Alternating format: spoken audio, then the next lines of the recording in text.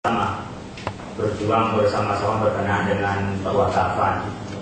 Kadang-kadang ya kita hanya punya mimpi, punya keinginan, tetapi kan tidak mudah merealisasikan di masyarakat. Kadang-kadang kita dikumpulin orang pintar-pintar, karena orang pintar semua diskusi saja isinya. Ini kita perlu punya elaborasi selanjutnya. Dari kita menjelang ini kita mau 10 tahun undang-undang. Ini kan 2012, 2 tahun lagi sudah 10 tahun. 2014 kita harus evaluasi lagi sejauh mana dari undang-undang ini mendorong masyarakat. Jadi undang-undang ini bagian dari undang-undang yang agak baik ya, karena ada rekayasa sosial di dalamnya. Jadi kalau yang undang-undang yang lain seperti haji kan hanya mengkodifikasi yang sudah jalan menjadi undang-undang. Zakat itu hanya merespon mengkodifikasi dari yang jalan di masyarakat. Tapi wakaf ini diantaranya di samping merespon juga melakukan rekayasa seperti wakaf uang, wakaf saham itu belum ada, tapi kita rekayasa agar masyarakat mengarah ke situ. Jadi ada social engineeringnya ya. Nah, yang pertama berkenaan dengan pergantian nadir, Pak. Jadi kalau Undang-Undang 41 itu jelas bahwa pergantian nadir dilakukan oleh badan wakaf dan itu bersifat final. Jadi orang yang mau menggantikan apakah itu karena meninggal, mengundurkan diri atau tidak bisa melaksanakan tugas, cukup rapat di tempatnya. Setelah itu ada tokoh masyarakat disahkan oleh KUA, disampaikan pada diri yang akan mengganti itu. Nah, di provinsi yang sudah terbentuk DWI itu dilakukan oleh DWI provinsi. Tetapi sekali lagi Badan Wakaf belum membentuk di semua provinsi. Jadi kita memang ya bisa dikatakan agak lambat berkenaan dengan bagaimana kita menyelesaikan instrumen. Ini ketika kita bicara formal, seringkali kita terhambat dengan aturan. Kalau di swasta itu kan antem dulu, baru dicari aturannya, Pak. Tapi ketika kita ini masuk pada ranah pemerintah seperti Bapak sekalian, mana juknisnya? Mana ininya kan begitu. Akhirnya apa? Pasti kita bicara juknis dulu, kita bikin aturan dulu, baru dilaksanakan. Satu contoh, teman-teman Al-Azhar itu bikin namanya wakaf polis, Pak. Jadi orang nyetor, ikut asuransi, bayar polis. Di akhir itu dia berapa persen diwakafkan, berapa persen untuk dirinya sendiri, berapa persen untuk keluarganya. Untuk diri sendiri termasuk pemakaman, tahlilnya, macam-macam. Karena sekarang di Jakarta, mohon maaf di bagian daerah, ternyata bisnis kuburan itu sekarang menjanjikan. Benar. Jadi saya menerima beberapa konsultasi dari teman-teman. Setepatnya saya aktif di ekonomi syariah dan di UI saya ngajar di ekonomi syariah di Pasca. Yang nanya akadnya dia beli sebidang tanah kayak Sandiaga Hill gitu, Pak. Orang bisa beli. Jadi belum mati sudah ditulis Pak namanya di situ, Pak, makamnya siapa. Dan itu sudah bayar dan kredit dan perawatannya juga bayar. Jadi orang bisa sekaligus asuransi yang nantinya asuransinya itu untuk pemakamannya. Yang agak NU minta tahlilannya atau tidak NU tapi kalau ditahlilin merasa nyaman. Nah itu. Lalu ada yang juga bayar untuk bagaimana tiap hari Jumat itu ditahlilin. Nah itu jadi ada bisnis tersendiri, Pak. Nah ini sudah dilakukan oleh teman-teman Al-Azhar yang kemarin bikin namanya produk wakaf polis. Ini tanpa minta persetujuan DWI, tanpa minta fatwa pada MUI, karena ini bagian dari produk ekonomi syariah, harus ada opini dari Dewan Syariah Nasional. Sampai sekarang masih menggantung, Pak. Sementara produknya sudah di launching dan sudah ada kerjasama dengan Aliansi Syariah, Prudensial Syariah. Diperkirakan sudah bisa terkumpul sampai 20 triliun itu, Pak. Artinya dengan jumlah premi itu orang yang mau mendaftar sudah banyak sekali ketika itu. Ini masih mandek. Nah, saya contohkan bagaimana swasta itu bisa meng-create tadi lebih, karena dia tidak ada masalah. Di kita juga nggak ada sanksi, Pak. Orang tidak merubah nadir nggak ada sanksi. Orang tidak melaporkan tidak ada sanksi, Pak. Jadi ikhlas-ikhlasan ini, ikhlas beramal lah kira-kira sama dengan pemerintah. Ini nggak ada sanksi, Pak. Nah, oleh karena itu di kita sering dengan aturan itu. Nah, berkenaan dengan pergantian nadir, saya kembali lagi, cukup dengan musyawarah nadir, ada keluarga wakif atau wakifnya sendiri, lalu disahkan oleh KUA langsung kepada diri. Yang penting sudah ada keterangan atau meninggal atau mengundurkan diri atau tidak bisa bekerja. Tapi yang sering kali, Pak, kami menemukan yang pergantian nadir kalau diurus pergantian nadir pasti karena sengketa, Pak. Selagi tidak sengketa, tidak mengemuka, itu tidak diurus biasanya. Dan seringkali kita kecilik, kayak di Sukabumi itu minta pergantian nadir dibawa fotokopinya. Padahal aslinya itu nggak bisa, padahal dipegang oleh orang lain, jadi oleh pihak lain yang sedang sengketa itu. Ini pengalaman kami, karena itu kami sekarang kalau mau pergantian nadir minta aslinya. Dia bisa menunjukkan atau tidak. Yang jadi minta bikin keterangan dari RT RW atau dari dokter dia memang sudah meninggal, lalu disahkan oleh KUA. Kadang-kadang KUA, mohon maaf, barangkali ada yang mengatakan sudah 9 tahun saja sudah diberi pengantar, kami kasih pengantar ternyata ada masalah di lapangan. Kemarin juga begitu juga kami di Sukabumi. Oleh karena itu ini bagian dari melakukan verifikasi, barangkali kita bisa kerjasama. KUA memberikan keterangan setelah betul-betul clear, tidak ada sengketa di dalamnya. Ya, ini di antara. Jadi kalau pergantian nadir dilakukan oleh DPI, kalau provinsi bisa ya provinsi. Kalau ada provinsi yang menurut saya provinsi, kalau belum dibentuk provinsi ini kepada DPI pusat. Oleh karena itu, andaikan semua taat hukum itu pasti DPI pusat itu pasti kelingkungan, Pak. Kerepotan melayani dengan pergantian nadir itu. Tapi alhamdulillah ini bagian tidak banyak yang taat sehingga tidak begitu banyak yang dilakukan. Atau mengikuti undang-undang secara paten per 5 tahun pergantian nadir.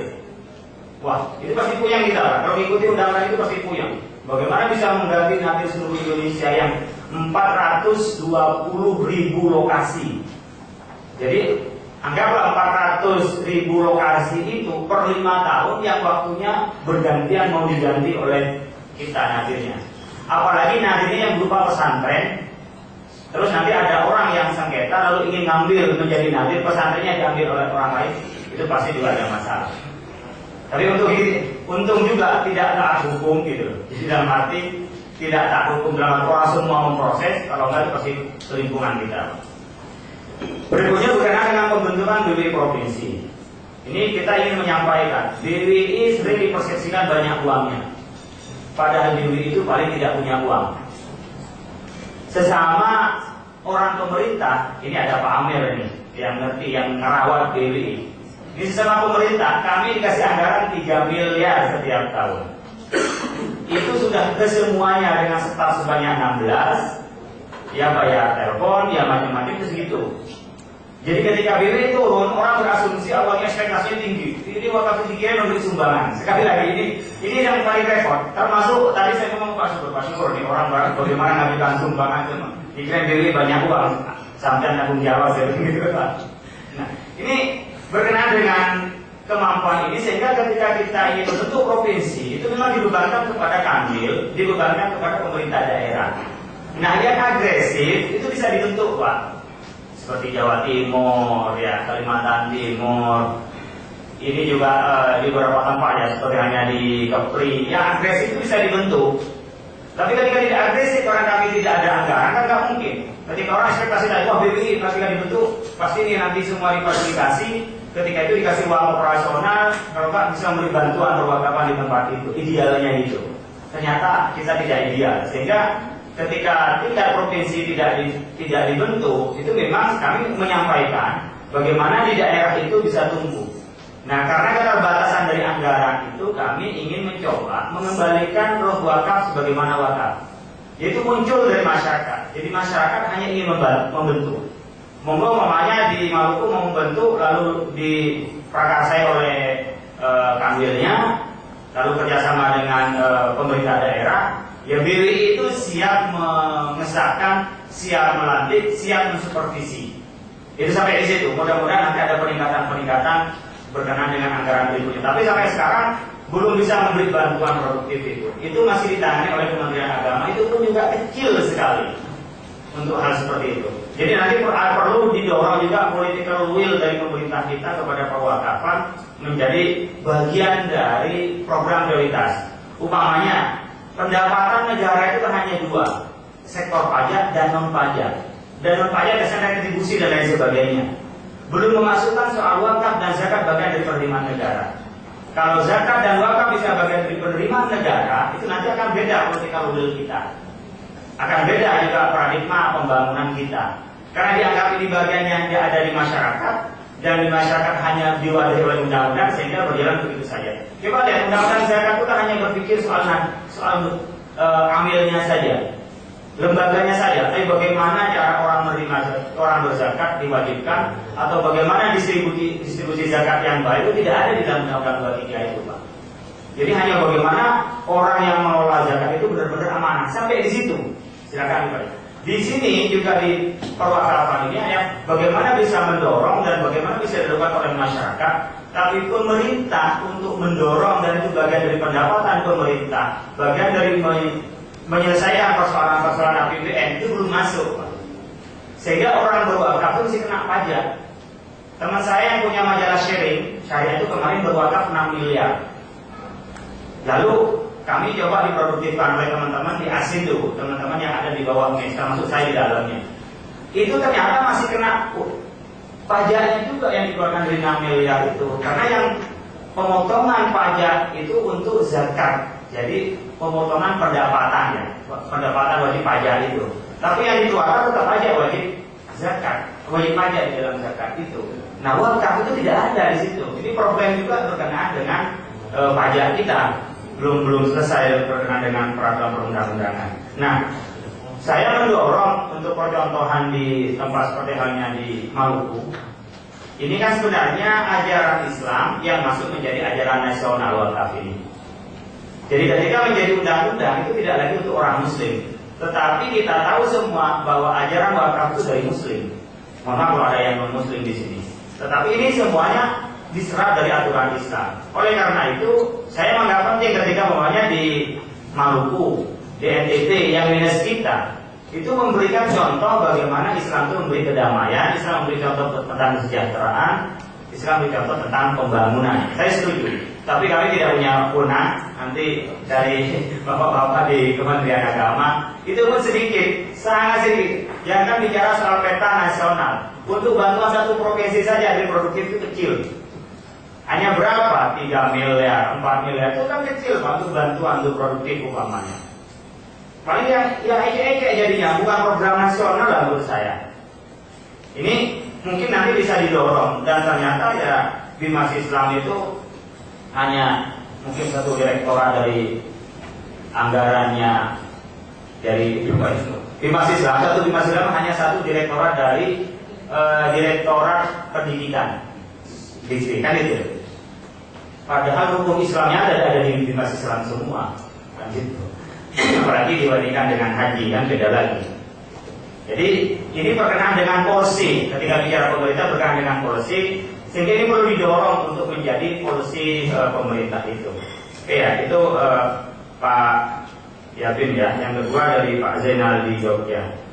Saya ingin memang ada pilot project Pak. Kalau boleh kami bagian dari Bapak yang merasa belum berhasil, sekali lagi GBI belum bisa berhasil untuk pencoba. Jadi kami pun seperti tadi mirip dengan Bapak masih bicara terus gitu. Dengan kita semua belum bisa mengkonkretkan sebagaimana dalam impian-impian itu. Tetapi kita berusaha. Makanya kayak kemarin ketika ada yang di Medline Jakarta Timur, kita coba mungkin bisa dikerjasamakan dengan Kemenpora atau di pihak swasta karena ada tanah. Ini satu-satunya ada 5.000 meter di Jakarta. Nyari yang seperti itu di Jakarta agak sulit. Ini bisa dapat 2 unit blok ya kalau dengan Kemenpora itu. Kita bisa bikin berapa sampai 15 lantai dan itu bisa disewakan, mungkin bisa menjadi alternatif lain gitu loh dari masyarakat. Yang ada seperti halnya yang di Roxy itu langsung bikin Islamic Center, modelnya seperti itu. Gimana lagi kalau orang sudah maunya jadi dari masjid-masjid, maka harus jadi masjid gitu loh. Ini kan berkenaan dengan edukasi tadi. Ketika harus pilot project seperti apa pengembangannya, kalau di Jakarta kan mudah diliput, mudah juga bisa dilihat gitu loh. Bukan kami ini hanya pilot saja. Kami lebih kepada masyarakat karena masyarakat yang ada. Satu contoh kemarin kami dapat tawaran dari Pertamina untuk penghijauan. Sekali lagi barangkali ada. Pertamina itu mencari 100 hektar. Itu baru pilot project. Kalau perlu bisa ada 1.000 hektar. Untuk ditanami seperti sengon, jati Belanda, kayu-kayu seperti itu yang 5 tahun sudah bisa panen. Di sela-selanya bisa yang panen tiap tahun itu. Ternyata kami nyari yang 100 hektar satu tempat itu yang sertifikat itu tidak dapat. Sekali lagi kami nyoratin BWI yang ada di lapangan, lalu kami mengundang teman-teman dari Ormas seperti Hidayatullah, bahkan dari Gontor BWI. Punya nggak yang 100 hektar sertifikat kami akan tanggung. Itu baru pilot, dia mau minta kayak ribuan, ini baru pilot saja. Apalagi yang dekat-dekat Jakarta seperti di Bogor, seperti di Bandung, nggak dapat. Ada yayasan syahid itu ada 60 dan udah dipakai 20, hanya tinggal 40. Itu di Gunung apa namanya? Di Kebumenyan, Bogor. Itu baru 40, itu pun sudah dipakai, itu punya yayasan syahid. Jadi kalau tadi dari itu masih ada 32 yang belum sertifikat, tapi mencari lahan rumahnya, kemarin kami sudah bicara di Pertamina, itu nggak dapat Pak. Yang sertifikat, ada baru ikrar, seperti tadi Ibu sampaikan dari DT, baru ikrar bagaimana mau sertifikat. Sementara seperti hanya Badan Hukum Pertamina mau investasi ke kita tanpa jelas status hukumnya, nanti kalau ada masalah bagaimana? Kan nggak mungkin. Program CSR-nya, karena dia bikin pemanasan global, dia ingin pendinginan global, kira-kira seperti itulah. Itu cari berbasis lokal, tidak dapat. Ketika kemarin Kemenpora ingin percontohan di Jakarta, tolong carikan minimal 6.000, tidak dapat kita Pak. Putar-putar yang minta ke kami itu tidak dapat, yang kosong. Jadi kita memang kadang-kadang banyak data, ketika mau realisasi itu sulit. Ada yang di Bogor itu kita mau kerjasama dengan Ashrafah, dengan internasional untuk investasinya. Di situ ada 10 hektar. Ketika kita mau bikin di situ, mau bikin rumah sakit karena memang ada investasi dari luar, ternyata apa? Sertifikatnya berwarna, tapi di dalam itu habis-habisan bentroknya apa? Ada yang sampai di penjara dan sertifikatnya ada di kepolisian. Kami sudah bahas begini plan bisnisnya ini. Ternyata ketika datang ke sana itu terjadi Pak di masyarakat. Nah ketika bentrok seperti itu kan nggak mungkin dilaksanakan bisnis Pak. Itu pasti menjadi malapetaka di kita. Ini beberapa kendala-kendala di kita. Kami mencoba bikin pilot project di Serang Banten. Ini sama-sama saja kita mencoba untuk bikin. Ternyata di perjalanan waktu tidak semulus itu. Apakah tenaganya kurang profesional Pak? Ya mungkin diantaranya itu.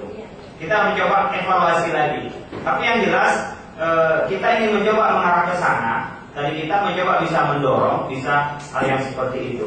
Nah yang berdiri seperti halnya UII, seperti halnya di UMI, seperti halnya di Gontor, seperti di Unisma Malang, itu sebenarnya mereka sudah dibangun sebelum undang-undang ini ada. Jadi mas sudah tunggu dari masyarakat. Kami mendorong ini belum maksimal. Saya berbicara kini dan yang akan datang, saya berharap judul ini bagian dari evaluasi kita. 2 tahun ini kita sudah 10 tahun, nanti 2 tahun yang akan datang dari undang-undang ini, kita bisa bicara efektivitas dari undang-undang ini. Termasuk perannya, apa yang bisa didorong oleh pemerintah, apa yang bisa dilakukan rekayasa sosial kepada masyarakat dari undang-undang ini. Ketika ini apakah hanya untuk pencatatan saja atau pencatatan tidak maksimal? Masih banyak orang yang tidak mau melakukan sekali sertifikat, sudah berkali-kali yang mengganti, sudah meninggal lagi, tidak dilakukan penggantian. Seperti hanya di belakang Balai Kediaman Tebet, itu sudah wafat, tinggal 1 di antara nadir yang ada. Tapi setiap mau diganti, dari keluarga wakil bawa golok, tidak boleh diganti secara resmi. Sementara kami BWI tidak bisa menetapkan tanpa ada surat, tanpa ada keterangan meninggal. Itu sudah meninggal, bukan karena tidak mau. Jadi meninggal semuanya, tinggal 1. Ketika mau diganti oleh keluarga wakil dibawain golong, tidak boleh diganti. Tidak tahu apa. Dan ini hanya menjadi takut yang menjadi nadir ini. Ketika ada proyek, ada menara untuk seluler, dapat dia dapat 120 juta dalam jangka 3 tahun atau itu datang keluarga wakilnya minta bagian. Dikasih 50 juta nggak mau, sampai 60 juta dikasih, tapi setelah itu nggak distribusi yang lain datang lagi. Ini contoh yang jelas. Contoh yang jelas. Ini kalau nanti di lapangan banyak sekali yang berkenaan dengan perwakalan. Apa yang bisa didorong dengan ini untuk kita lebih produktif? Bagaimana bisa membangun kesadaran taat hukum dan bagaimana hukum itu benar-benar bisa memayungi dari perwakalan kita. So ya, jadi kita coba mendorong Pak seperti ini. IPI ini ingin bikin menara haji. Sertifikatnya sudah oke, semua oke. Kita pertemukan Pak dengan IDB. Karena ada perwakilan IDB yang memang mau investasi di properti. Bantuan bukan bantuan lepas. Itu nggak mendidik, kalau diberi sekian, ya udah. Jadi modelnya kerjasama, berapa tahun dikembalikan, lalu bagaimana prosesnya. Ketika mau dikasihkan, ternyata baru proposal Pak, tanahnya belum ada, baru berpikir di Kuningan tanahnya. Ya kalau yang mau bikin itu ya proposal banyak. Ternyata investasi nggak ada Pak, tempat dikirim sudah ada karena bicara katanya di Kuningan bisa kerjasama dengan, karena di Kuningan itu dikuasai oleh Bakri. Ya, ingin dapat tanah di situ dan bisa bikin kayak sedang menara Bakri. Ternyata nggak ada tempatnya Pak, nggak ada jalan juga. Ini saya ingin sampaikan kepada Bapak Ibu sekalian, ikut bersama-sama menyelesaikan persoalan perwakapan karena kita bagian stakeholder semua yang hadir ini, bukan kepada masyarakat ansih, tetapi ini bagian stakeholder. Bagaimana sebenarnya mengembangkan perwakapan itu. Nah, kenapa seperti tadi agresif swasta kita sampaikan, swasta sering ya bikin dulu lah soal aturan belakangan. Nah, kita kadang-kadang dipersoalkan dengan masalah aturan ini, seperti kita sampaikan soal asuransi. Wakaf asuransi dan wakaf premi itu menjadi masalah hukum sampai sekarang. MUI belum mengeluarkan, ke kami pun juga belum. Nah, Ibu Sofi, bagaimana dengan nadir tradisional dan belum diganti? Saya pikir itu nggak bisa dihindari karena yang memilih nadir itu wakil. KUA tidak bisa menolak orang yang sudah ditunjuk oleh wakil untuk jadi nadir. Ketika melakukan AEW atau ikrar wakaf di KUA, tidak mungkin itu. Nah, yang bisa dilakukan apa? Ya pemahaman. Kalau ini sudah tua, bisa tidak didampingi oleh yang muda-muda untuk bicara wakaf. Karena wakaf ini masih belum jadi tren oleh kita. Tidak mungkin kita mengatakan bahwa kita bangga umpamanya ketika punya calon menantu apa kerjanya? Nadir wakaf. Itu pasti malu. Apa calon menantunya? Apa kerjaan nadir wakaf? Padahal di Saudi, padahal di Kuwait, padahal di Qatar, menjadi nadir wakaf itu bisa kawin lebih dari satu, Bapak Ibu. Karena apa? Punya uang. Kalau kita ini banyak uang, tanda-tandanya kaya kan kalau rumahnya lebih dari satu. Kalau orang Arab itu dikatakan kaya kalau isi rumahnya lebih dari satu. Karena kawin itu lebih mahal daripada beli rumah. Kalau kita murah sekali mau kawin lagi, yang penting ada kemauan dan ada keberanian. Nah, kalau yang belum kawin lebih dari satu itu bukan karena tidak mampu, karena tidak berani. Masih ustaz belum kiai kan. Kalau sudah tiga kan menjadi syekh, contohnya Syekh Ugi. Jadi kalau kita itu nggak ada yang nggak mampu orang Indonesia untuk kawin lebih dari satu. Yang banyak itu karena tidak berani. Nah, saya ingin menyampaikan bahwa ini belum jadi tren gitu loh untuk kerja di perwakapan. Karena tidak ada aspek ekonomi, tidak ada kebanggaan, lebih banyak ya sebagaimana marbot saja kan gitu. Nah, kalau tadi banyak wakaf uang di sana swadaya, beli tanah, beli gedung, lalu kita dibikin kayak saham. Per lembar umpamanya 100.000. Umpamanya harganya ini anggaplah 1 miliar. Oke, ini berapa lembar saham? Jadi orang bisa beli per saham untuk nyumbang gitu. Itu namanya wakaf melalui uang, Bu. Bukan wakaf uang yang dimaksud di dalam undang-undang. Jadi dia sebenarnya wakaf gedung, tapi bayarnya pakai uang. Sebenarnya dia wakaf semen, tapi bayarnya pakai uang. Itu bukan wakaf uang, wakaf melalui uang. Jadi banyak sekali sekarang teman-teman di organisasi juga ini ada proyek, lalu dipecah menjadi semacam kayak saham gitu loh, sertifikat. Nih, satu sertifikat harganya 100.000. Bapak beli berapa? Oh, beli 10, bayar 1 juta. Tapi untuk apa? Untuk membangun gedung ini. Ini wakaf melalui uang. Wakaf yang dimaksud dengan wakaf uang, wakaf yang masuk ke LKS, Lembaga Keuangan Syariah. Lalu ditunjuk siapa nadirnya? Apakah BWI, apakah NU, apakah Muhammadiyah, apakah Sultan Agung, apakah Dompet Duafa, apakah tabung wakaf? Itu ditunjuk siapa nadirnya. Lalu uang ini diproduktifkan. Produktif apa? Kalau BI umpamanya masuk ke sekuritas, ke saham, deposito, reksadana, bisa masuk di situ gitu. Tapi bisa juga ini masuk sektor real, umpamanya dari wakaf uang ini jadikan lahan bisnis menjadi pom bensin, lahan bisnis menjadi perkantoran itu. Tapi ketika wakaf itu memang untuk tujuan madrasah, masjid yang tidak produktif, saya ingin mengkategorikan biar gak susah. Semua wakaf itu produktif. Tapi yang dimaksud produktif di dalam undang-undang ini yang menghasilkan ekonomi. Ada return bisnis. Karena kita wakaf masjid saja produktif untuk orang sholat dapat pahala. Nggak ada yang nggak produktif wakaf itu. Karena tidak boleh wakaf itu konsumtif. Lawannya konsumtif pasti produktif. Tetapi yang dimaksud produktif di sini adalah wakaf yang menghasilkan ekonomi. Ketika wakaf hanya untuk kepentingan sarana dan lain sebagainya, yang sifatnya mediasi begitu, itu tidak dianggap produktif. Ya, nanti kira bahwa wakaf itu semuanya produktif, karena tidak ada produktif atau tidak, karena tidak ada wakaf konsumtif. Nah, tetapi yang dimaksud di dalam undang-undang produktif ini adalah wakaf yang menghasilkan ekonomi. Nah, wakaf uang itu wakaf yang dimana fungsi uang sebagai komoditi. Uang itu kan fungsinya apa, Bu? Alat tukar.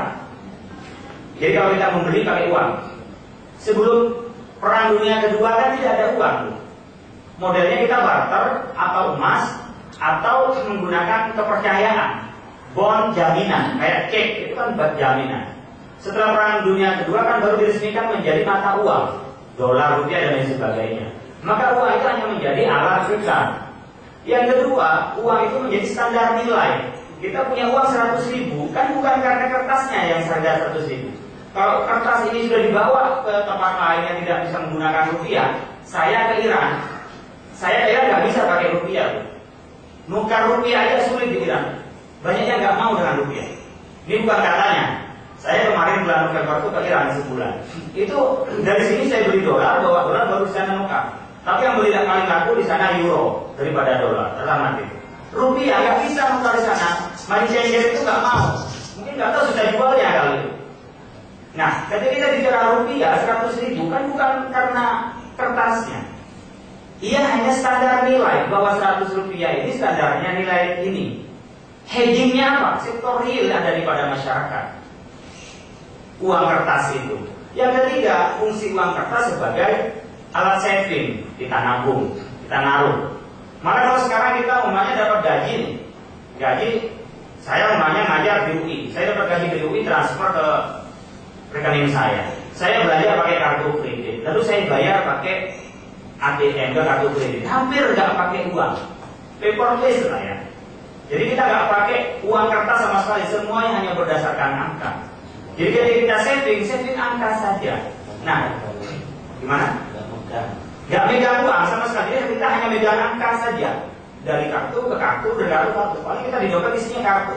Saya ditransfer nilai, kita juga membelanjakan berdasarkan nilai. Paperless sama sekali, jadi kita nggak pegang kertas sama sekali. Nah, yang dimaksud dengan wakaf uang itu fungsi uang yang keempat, Bu. Uang sebagai komoditi, uang sebagai alat bisnis. Masuk money changer, masuk ke pasar modal, masuk pasar uang, masuk ke saham, masuk. Saham itu kan dari bisnis ke bisnis lagi. Jadi ada modal untuk bisnis tertentu, dan modalnya itu dibisnisin lagi, itu kan masuk saham, masuk ke pasar modal di situ. Masuk di situ right issue. Jadi bagaimana kita menerbitkan saham melalui emiten tertentu, lalu dijual untuk mendapat dana. Bagaimana kita membuka lapak-lapak baru atau tempat-tempat baru. Sehingga fungsi uang di sini sebagai fungsi bisnis, komoditi. Ini sebenarnya dimaksud oleh wakaf uang. Bukan orang mengeluarkan uang beli semen, mengeluarkan uang untuk beli batu bata, bukan. Tapi uang masuk pada fungsi yang keempat sebagai alat komoditi. Oleh karena itu, yang terjadi swadaya di NTT itu lebih kepada wakaf melalui uang. Tapi seandainya ibu maunya bikin bisnis, dari bisnis apa umpamanya pom bensin lah yang paling mudah, atau ini ada tanah wakaf lalu kita akan bangun menjadi tempat bisnis, lalu orang nyetorin wakaf, ini kan bisa diukur dari uang yang masuk itu untuk membangun lahan bisnis ini produktif gitu loh. Jadi tapi ini yang langsung sektor real dari wakaf ini. Jadi bisa saja wakaf uang itu masuk pada pasar keuangan, bisa juga wakaf uang itu masuk pada sektor real. Dan itu hitung-hitungannya dari modal uang yang dibangun itu berapa, pasti itu wujudnya berupa gedung. Tapi ketika kita wakaf uang untuk sumbangan masjid atau madrasah, kan kita tidak menghitung uang yang masuk, tetapi berapa semen, berapa sak yang masuk, ukurannya di situ. Jadi lebih kepada ini wakaf yang dalam tanda petik konsumtif, bukan produktif yang menghasilkan uang lagi atau menghasilkan dana lagi atau profit yang memang khusus seperti itu. Oke. Seperti tadi kasus sertifikat, mungkin nanti dari Pak Syukur aja yang lebih bisa. Sertifikat sebagaimana 100 tidak bisa mensertifikasi lalu sampai jadi 60 dan sebagainya, bagaimana produktifkan. Karena proses sertifikasi sepenuhnya itu ada di Kementerian Agama. Jadi kami tidak mengambil ranahnya Kementerian Agama untuk menjelaskan. Tapi yang saya jelas, yang pernah saya tahu, Kementerian Agama memfasilitasi untuk sertifikasi itu, tetapi mengcover berapa persen. Dari jumlah tadi umpamanya 3,5 miliar meter itu berapa juta yang dikeluarkan dan bagaimana bisa dikerjakan secara cepat kerjasama dengan BPN, karena itu tidak dilakukan oleh Kementerian Agama, hanya fasilitasi saja di Kementerian Agama. Mungkin